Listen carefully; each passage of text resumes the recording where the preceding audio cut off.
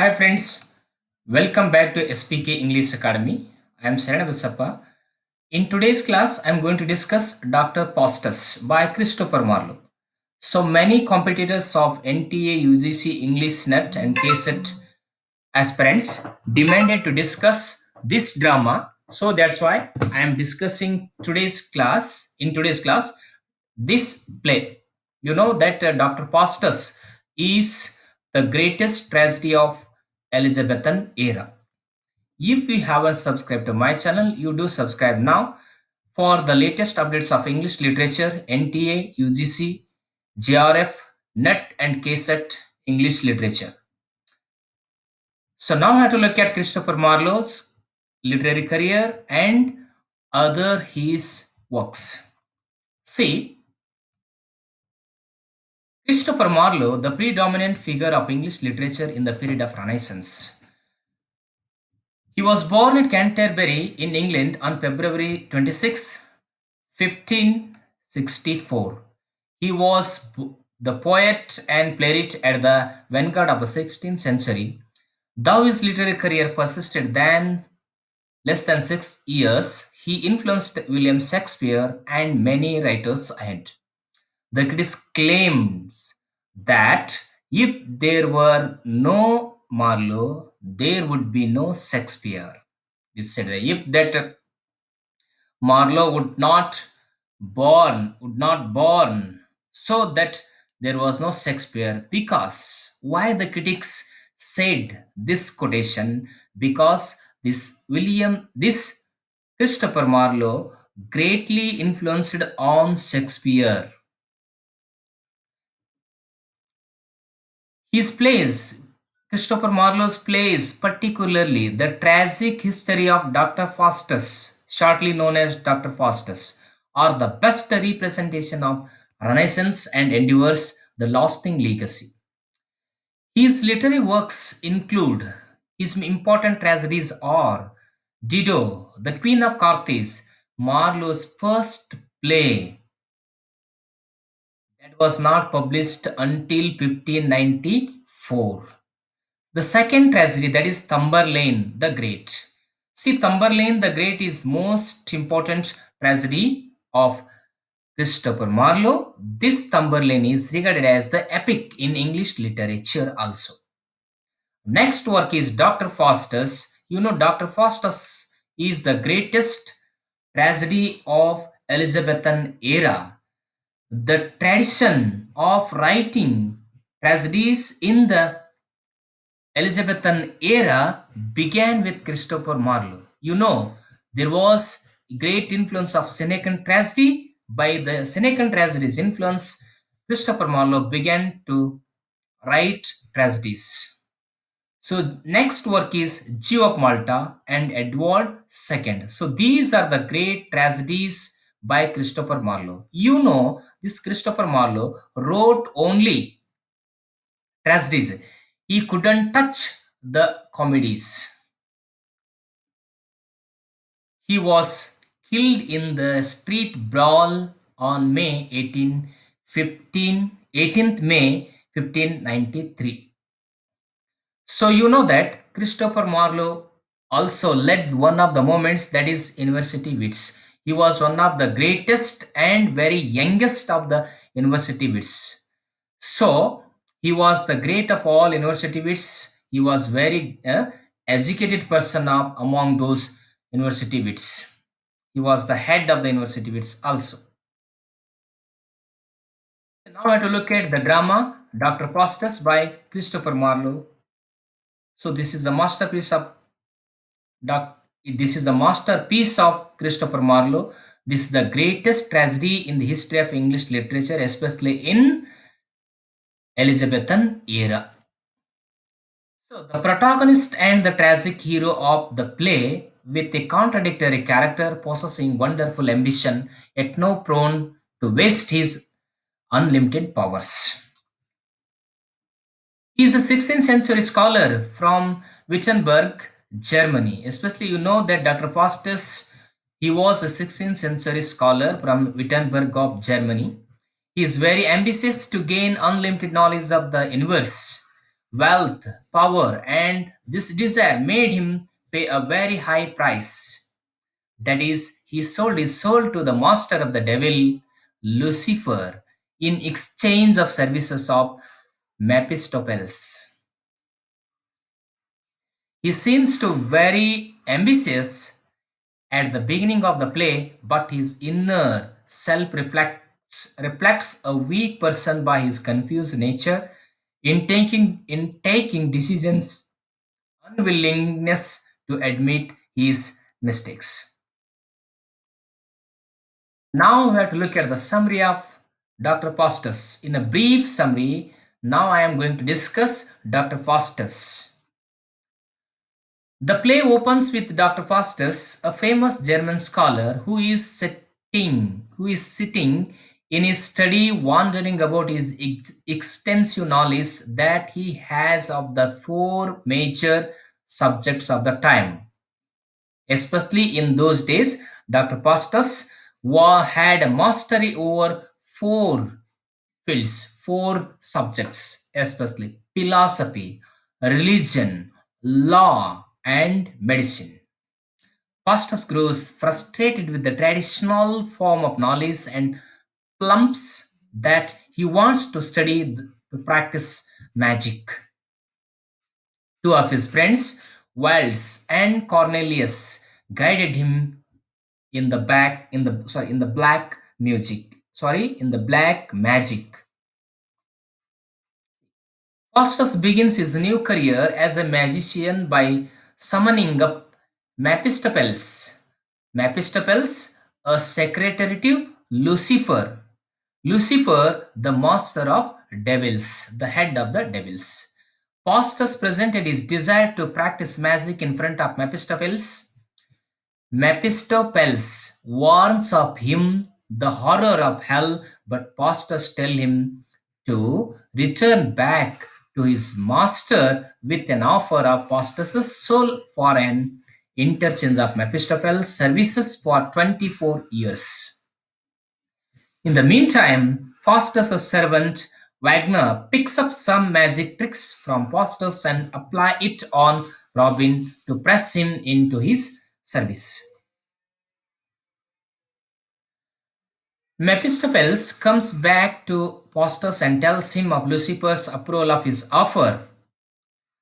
Faustus seems to be confused and experience some misgivings and marvels whether he should repent and save his soul. However, he decided to carry on as he signs the deal with his blood. Just as he does so, words as homopheus, the meaning of this in Latin language, O man, fly, appear tattooed on the hand of Dr. Faustus. Faustus once more has a second thought, but Mephistopheles changes his mind by imparting rich gifts on him. Faustus receives a book from Mephistopheles to learn different spells. Faustus later asks questions from Mephistopheles about nature and the world that Mephistopheles answers. However, he refused to answer Faustus when Faustus asks him about the creator of the universe. This refusal stimulates or inspires another stint of doubt in Faustus's mind, but to distract him, Mephistopheles and Lucifer carry in the characterization of seven deadly sins to dance in front of Faustus that has impressed him a lot. Faustus, equipped with new powers and company of Mephistopheles, begins to travel across the world to gather more and more knowledge, at first making themselves invisible. They go to the Pope's courtroom. At Pope's court, Bruno, the king of Germany, was about to deliver a punishment. Faustus, being having a special association in Germany, plays a trick and releases Bruno from Pope's imprisonment. Afterwards, he interrupts Pope's meal by stealing food from him and boxing his ears. After this mischievous incident, he goes to Europe. His fame was spreading across the world like a fire in the forest. Eventually, he gets an invitation from the Emperor of Germany, Charles V, to the court and asks him to make him see his ancestors, particularly Alexander the Great. Faustus tells him that it is impossible for him to show him the actual of his ancestors. However, he will manage to show him the shadows of them to them, the shadows of his ancestors to the Emperor of Germany. Moreover, he must not touch them as they are merely the shadows. Charles, after watching his ancestors, seems inspired and impressed with Faustus's conjuring abilities. A knight who is watching all these taunts at Faustus's conjuring abilities, eventually making Faustus angry. How how he made angry Faustus?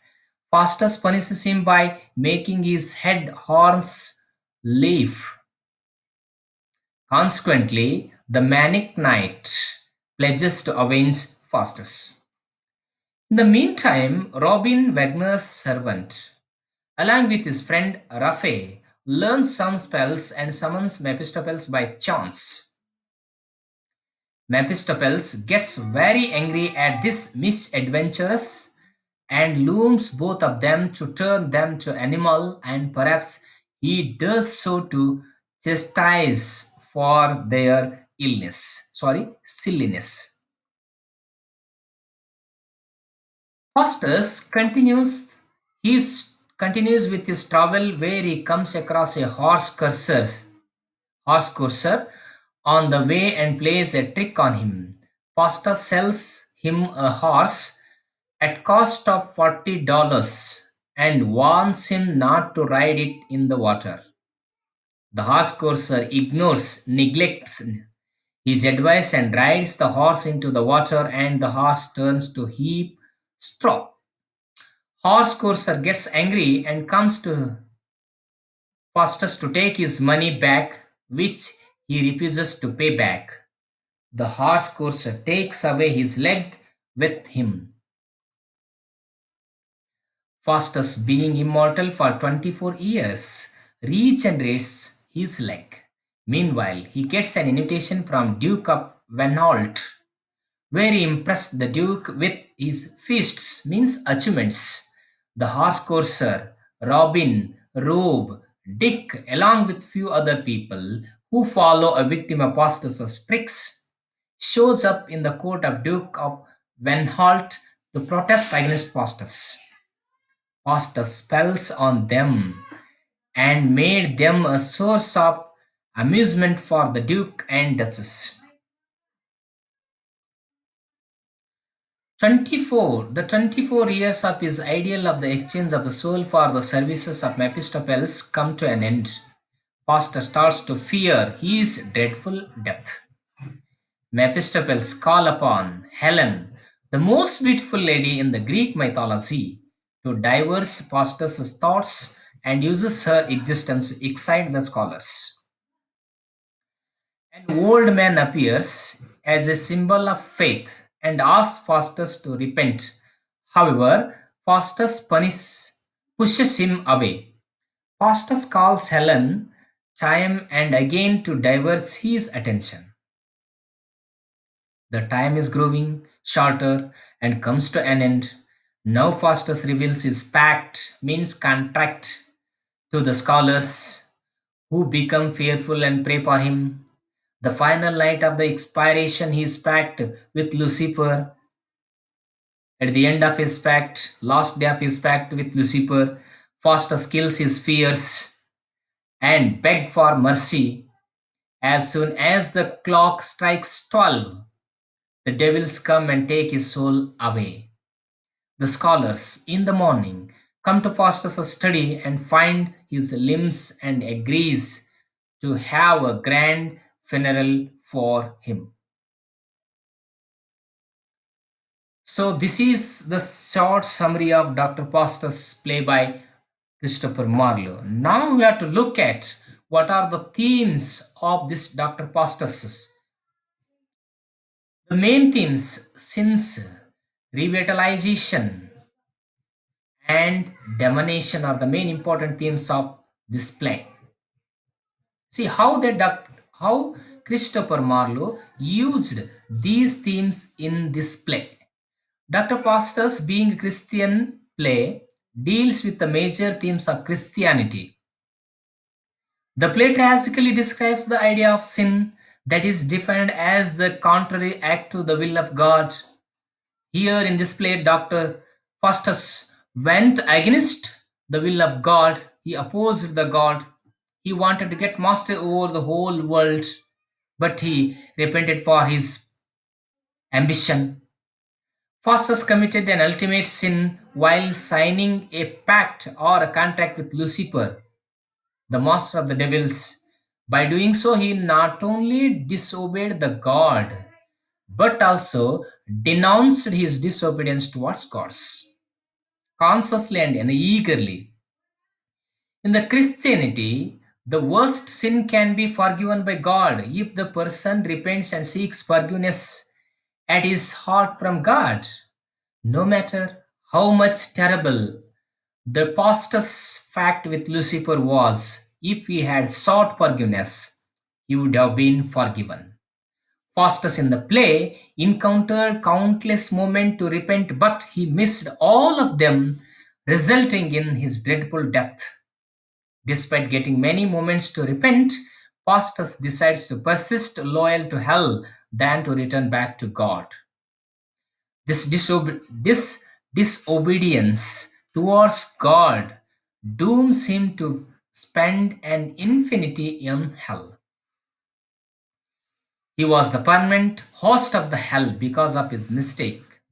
It was the final stage when he realized and repent and asked forgiveness from God, but it was too late and the door of forgiveness was closed for him or Dr. Faustus.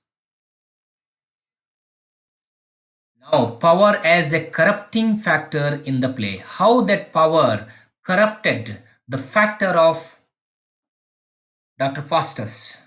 How Dr. Faustus lost his life, how he went against the god because of the power of magic or the necromancy power made him to go against the gods.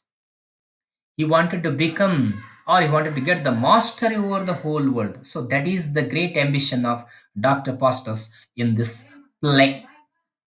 See, in the start of the play, at the beginning of the play, Pastor seemed to be very determined in the positive use of power that he got from magic.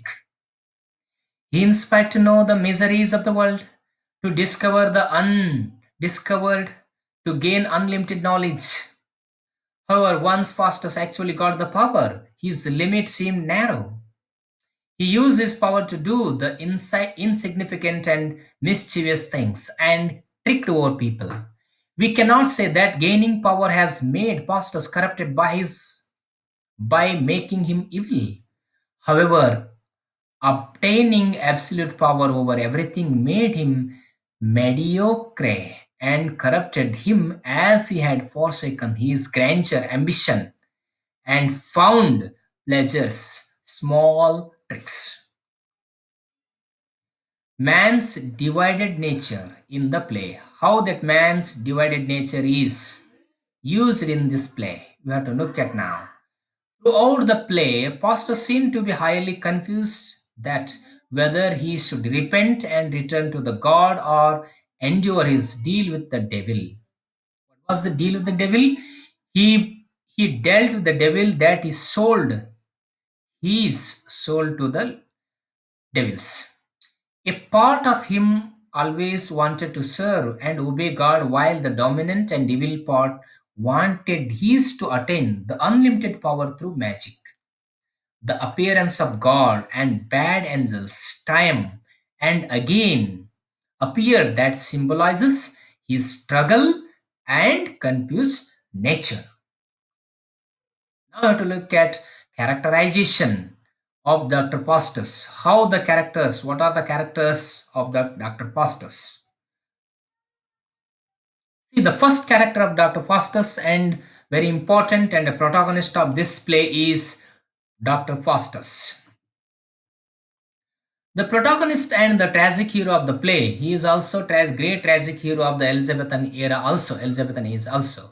With a contradictory character, possessing wonderful ambition, yet prone to waste his unlimited powers. He is a 16th century scholar from Wittenberg, Germany. Who is? Dr. Faustus is a 16th century scholar from Wittenberg, Germany.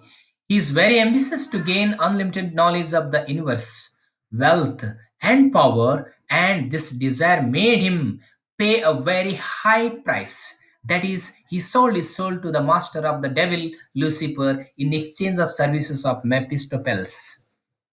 He seems to very ambitious at the beginning of the play, but his inner self reflects a weak person by his confused nature in taking decisions, unwillingness to admit his mistakes. Second important character is that is Mephistopheles. See, Mephistopheles is the devil whom Faustus summons by the spells he learns from his friends. Mephistopheles is an ambitious man, just as Faustus, who first warns Faustus of the consequences of conjuring and hell. He takes time and again deceives Faustus to take deal with Lucifer. However, Faustus seems to reluctant to his advice and asks Mephistopheles to sell his soul to Lucifer. Once Pastus's soul is sold out, Mephistopheles makes sure that Pastus continues his pact with Lucifer. The minor characters in Dr. Pastus. Old man. The old man appears towards the end of the play and is the representation of faith. He asks Pastus to repent and ask forgiveness from the God, but Pastus pushes him away. Next, good angel. Good angel always appears when pastor seems to be in an indecisiveness and he guides him to the right path. Next character, evil angel. Evil angel always appears with the good angels and is dominant over a good angel. He makes pastors make a pact with Lucifer and do all the evil deeds. Next, Lucifer is the master of devils to whom Pastus sells his soul for 24 years. Wiles and Cornelius, Pastus' friends who guide him in learning black magic. Wagner, a comic character in the play, he is Pastus' servant. Robin, he is another comic character in the play who is enslaved by Wagner through the spells he learned from Pastus' book. Dick, a knight at the court of the Emperor of Germany who makes fun of Faustus. Rape, a Robin's friend. He mistakenly summons Mephistopheles by spells and he turned him to an animal. Horse Cursor, a passerby who is tricked Faustus. Hope, a ruthless proud man who arrested Bruno, Emperor of Germany, for no good reason than that he utilizes his power. Faustus teaches him a lesson by tricking him at his court.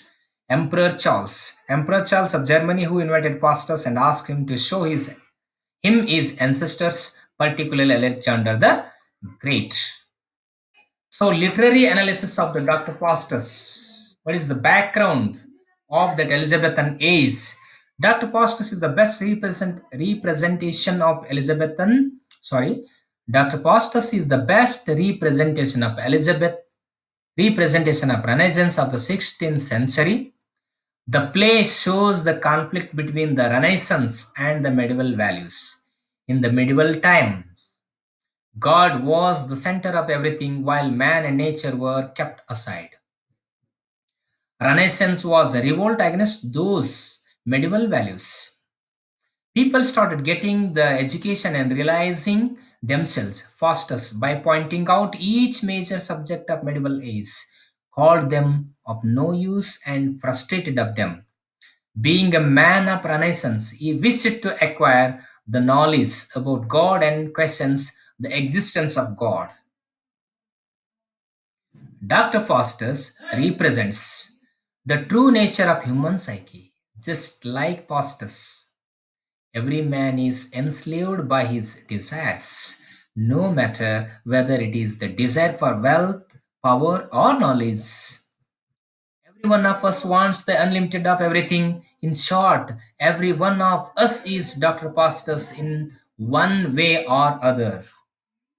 Magic and supernatural elements are reoccurring themes in the play. Everyone is performing magic and spells. However, it is significant to mention that nothing significant is achieved through this magic. The play also contains practical jokes that serves as a comic break in the play to delight the audience.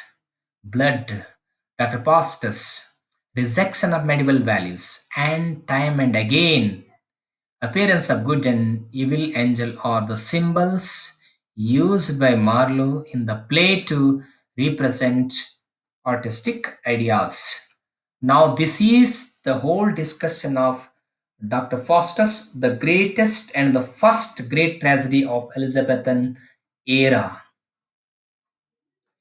So, you have to watch the video from beginning to end. Then only you have to understand the themes and characterization and the whole summary of this play.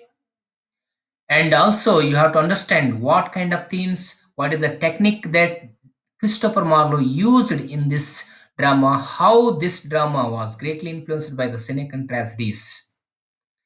So, if you haven't subscribed to my channel, you do subscribe now and share this video to as possible as your friends and like the videos. Keep watching on my videos for latest English literature. Thank you for watching this video.